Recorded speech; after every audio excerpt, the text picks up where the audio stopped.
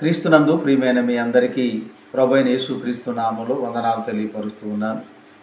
ఈ ఉదయకాల సమయంలో దేవుని వాక్యం చదువుకుందాం. ఆదికాండము 3వ అధ్యాయము 9వ వచనం. దేవుడైన యెహోవా ఆదామును పిలిచి, నీవు ఎక్కడున్నావు అని ప్రార్థన చేసుకుందాం. పరిశుద్ధుడా, ఈ సమయంలో నాతో మా అందరితో మాట్లాడమని యేసు నామమున అడుగుచున్నాం తండ్రి, ఆమేన్. క్రీస్తునందు ప్రియమైనటువంటి వారారా, ఆదాము రోజు దేవునితో సహవాసాన్ని కలిగేవాడు. దైవికమైనటువంటి ఆనందంలో సమాధానకరమైనటువంటి జీవితాన్ని జీవించేవాడు ప్రతిదినం. కానీ ఒకరోజు ఆదాము ఉండవలసినటువంటి స్థానంలో లేడు, ఉండవలసినటువంటి స్వభావాన్ని కూడా కలిగి లేడు. దేవునికి దూరంగా ఉందాం, దేవునికి కనపడకుండా ఉందాము అనేటువంటి పరిస్థితిలో ఆదాము భయంతో నిండినటువంటి వాడు ఉన్నాడు. ఇక్కడ తండ్రి అయినటువంటి దేవుడు వచ్చినప్పుడు ఆదాము ఉండవలసిన స్థానంలో లేకపోతే ఆదామును పిలిచి, ఆదామా నీవెక్కడున్నావు అని అడుగుతున్నాడు. మీరు ఇక్కడ గమనించి చూసినప్పుడు ఆదామా నువ్వు ఎక్కడున్నావంటే ఆదాము పరిస్థితి, స్వభావం అన్నీ మారిపోయింది.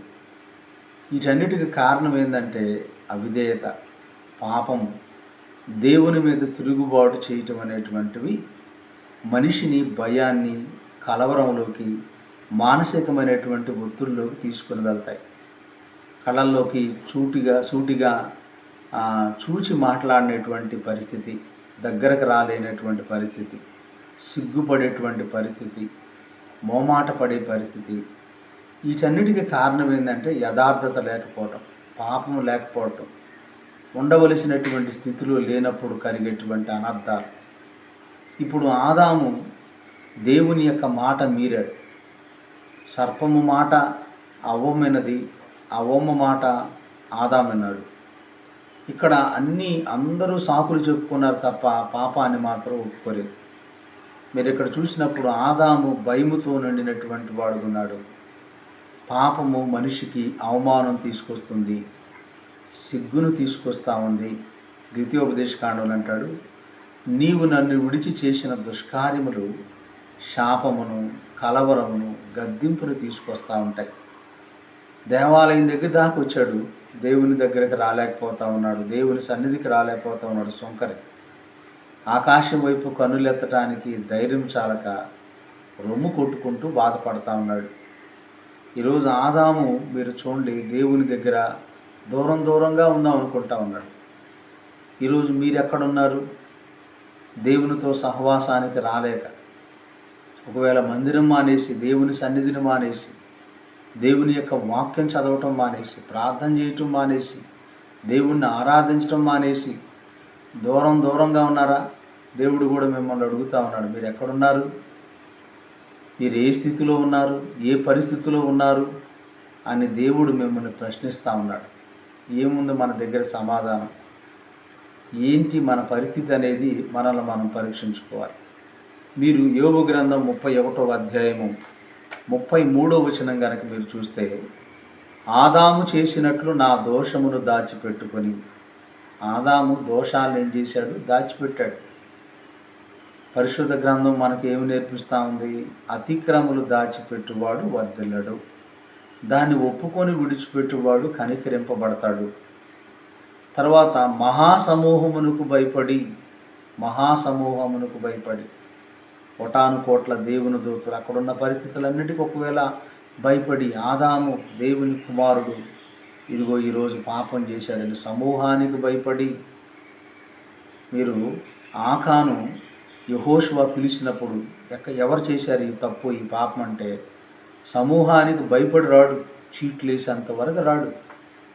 దేవుని తీర్పు ఉగ్రత వచ్చేంత వరకు కూడా దగ్గరకు వచ్చి సమాధాన పడనటువంటి పరిస్థితి. ఆ కృపాకాలం అంతా దుర్వినియోగం చేసుకోవటం.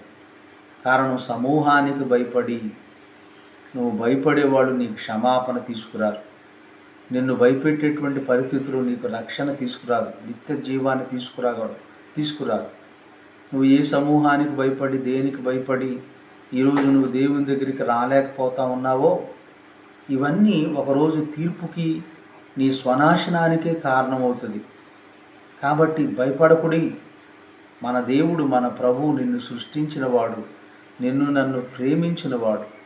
మన ప్రభువు మనల్ని పిలుస్తూ ఉన్నాడు. ప్రయాసపడి భారము మోయించిన సమస్త జనులారా నా యొద్దకు రండి, నేను మీకు విశ్రాంతి కలుగు చేస్తానని దేవుడు పిలుస్తూ ఉన్నప్పుడు పాపాన్ని దాచిపెట్టుకోవటం, సమూహానికి భయపడి రాలేకపోవటం, కుటుంబ తిరస్కారములకు జడిసి ఈరోజు చాలామంది దేవుని దగ్గరికి రాలేకపోవటానికి కలిగిన కారణాల్లో కొన్ని కారణాలు ఇవి.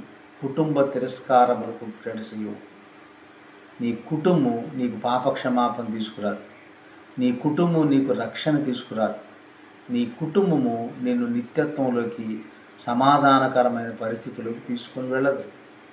కాబట్టి నువ్వు దేవుని దగ్గరకు వచ్చినప్పుడు వ్యక్తిగతంగా నువ్వు దేవునితో సంబంధాన్ని ఒప్పుకోలు కలిగి ఉన్నప్పుడే పాపక్షమాపణ, రక్షణ, సమాధానము, నిత్య జీవం అనేటువంటిది పొందుకోగలుగుతావు. మీరు చూడండి, నేను మౌనముగా నుండి ద్వారము దాటి బయలు వెళ్ళక రాలేకపోతా ఉన్నాడు. ద్వారము దాటి రాలేకపోతా ఉన్న పరిస్థితిలో ఉన్నాడు. రొమ్ములో నా పాపమును కప్పుకునేడలా, మన పాపమును మనం ఒప్పుకునేడలా ఆయన నమ్మదగినవాడు, నీతిమంతుడు గనక మనల్ని క్షమించువాడు ఉన్నాడు. పరమందున్న దేవుని దృష్టికి నేను వేషధారినగుదును.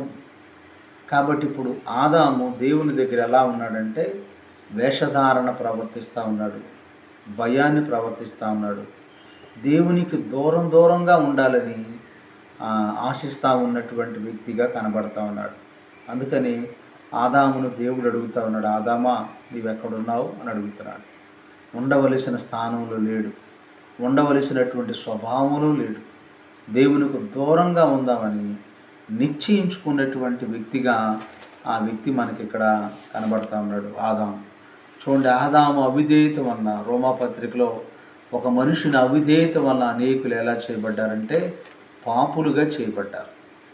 కానీ ఒక మనుషుని యొక్క విధేయత వలన అనేక మంది నీతిమంతులుగా చేయబడ్డారు.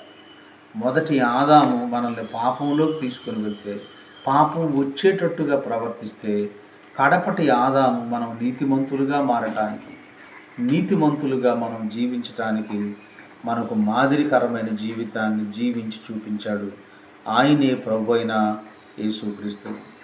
మీరు ఇక్కడ గమనించి చూసినప్పుడు యోహాను సువార్త 3వ అధ్యాయము 19వ వచనం కనుక మీరు చూస్తే, ఆ తీర్పు ఇదే, వెలుగు లోకంలోనికి వచ్చిన గాని తమ క్రియలు చెడ్డవైనందున మనుషులు వెలుగును ప్రేమింపక చీకటినే ప్రేమించుచూ ఉన్నట్టు ప్రేమించిరి.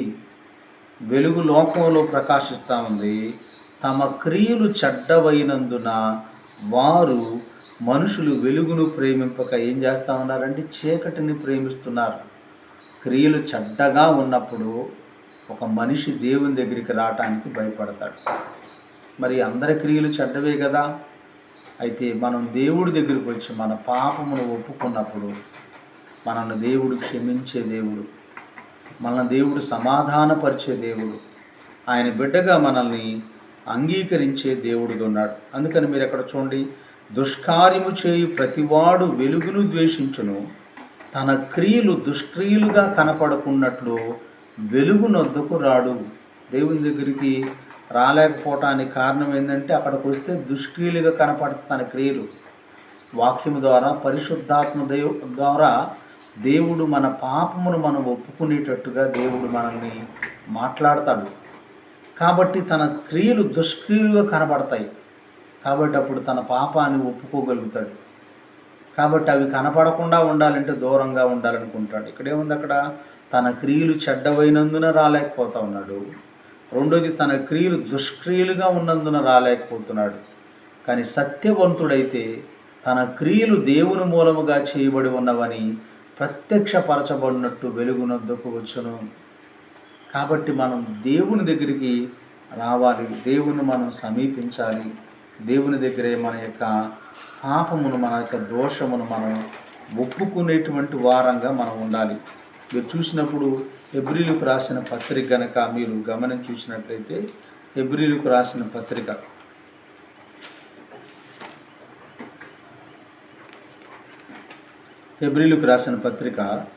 10వ అధ్యాయము 22 నుంచి కనుక మనం చూస్తే అక్కడ అంటాడు, మనస్సాక్షి కల్మషము తోచుకున్నట్లు ప్రోక్షింపబడిన హృదయములు గలవారును నిర్మలమైన ఉదకముతో స్నానము చేసిన శరీరములు గలవారయుండి విశ్వాస విషయములు సంపూర్ణ నిశ్చయిత కలిగి యథార్థ హృదయముతో మనము దేవుని సన్నిధానమునకు చేరుదుము అని అంటున్నాడు. అంటే యథార్థమైనటువంటి హృదయముతో ఎలాంటి భయము లేకుండా మనం దేవుని సన్నిధికి సమీపించున్నట్లుగా దేవుడు మనకేం చేస్తూ ఉన్నాడండి, ఒక మార్గమును దేవుడు మనకు చూపిస్తూ ఉన్నాడు. యోహాను రాసినటువంటి మొదటి పత్రిక కనుక మీరు గమనించి చూస్తే ఇక్కడ కూడా ఇదే మాట అంటాడు. 3వ అధ్యాయం 20వ వచనం కనుక చూస్తే అక్కడ అంటాడు, మనము ఇందువలన మనము సత్య సమ్ముదులమని ఎరుగుదము. దేవుడు మన హృదయము కంటే అధికుడై సమస్తమును ఎరిగి ఉన్నాడు గనుక మన హృదయము ఏ విషయములో మన యందు దోషారోపణ చేయనో ఆయా విషయములు ఆయన ఎదుట మన హృదయములను సమ్మతిపరుచుకుందాము. కాబట్టి దోషారోపణ మన హృదయం చూపిస్తూ ఉన్నప్పుడు వాటిని మనము దేవుని ఎదుట ఏం చేసుకోవాలి, సమ్మతిపరుచుకోవాలి. ఇది పరిష్కారం.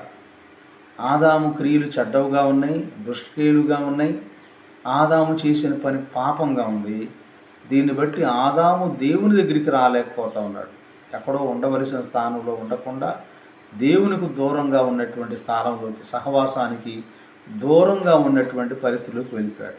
దీనికి కారణం, దీనికి పరిష్కారం ఏంటంటే హృదయం దోషారోపణ చేసినప్పుడు దేవుని దగ్గర సమ్మతి పడాలి. అతిక్రమలు దాచిపెట్టువాడు వర్ధిల్లడు, తన అతిక్రమలకు పరిహారము నొందినటువంటి వాడు ధన్యుడు అని దేవుని వాక్యం సెలవిస్తుంది. కాబట్టి ఇక్కడ మీరు చూసినప్పుడు ప్రియులారా, మన హృదయము మన యందు దోషారోపణ చేయని ఎడల దేవుని ఎదుట ధైర్యము గలవారగుము.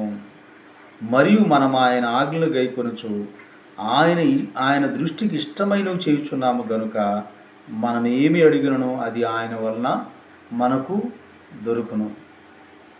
ఆయన ఆజ్ఞ ఏదనగా ఆయన కుమారుడైన యేసుక్రీస్తు నామము నమ్ముకొని ఆయన మనకు ఆజ్ఞ ఇచ్చిన ప్రకారం ఒకరినొకరు ప్రేమింపవలన్నదే. ఒకటి దేవుణ్ణి ప్రేమించటం, కుమారుడైన ప్రభువుని విశ్వసించటం, ఒకరి ఎడల ఒకరు ఏం కలిగి ఉండటం అంటే ప్రేమ కలిగి ఉండటమే. కనుక క్రీస్తునందు ప్రియమైనటువంటి వాళ్ళరా, ఆదామును అడుగుతా ఉన్నాడు, ఆదామా నీవెక్కడున్నావు? ఈరోజు మనం ఎక్కడున్నాం? మన జీవితం ఏ పరిస్థితిలో ఉంది? ఉండవలసిన పరిస్థితుల్లో ఉండకుండా, జీవించాల్సినటువంటి జీవన విధానం జీవించకుండా, మార్గాలన్నీ చెరిపి వేసుకొని ఆయాసకరమైన పరిస్థితుల్లో ఉన్నావా? క్రీస్తునందు ప్రియమైన వాళ్ళ, దేవుణ్ణి నమ్ముకొని దేవుని దగ్గరకు వచ్చి ప్రభు యొక్క బిడ్డలుగా జీవించడానికి ఇష్టపడదాం. ప్రార్థన. పరిశుద్ధుడైన తండ్రి, ఈ సమయంలో నాతో మా అందరితో మాట్లాడినందుకు నీకు వందనాలు. ఈ మాటల ద్వారా తండ్రి మా అందరి జీవితాల్లో రక్షణ, నీకు సమీపస్తులుగా ఎల్లప్పుడూ ధైర్యంగా ఉండే కృపను దయచేయమని వాక్యం ఉంటున్న ప్రతి ఒక్కరిని దీవించమని యేసు నామమున అడుగుచున్నాం తండ్రి. ఆమేన్. ప్రభువు నుండి దీవించుగాక. ఆమేన్. అందరికీ వందనాలు.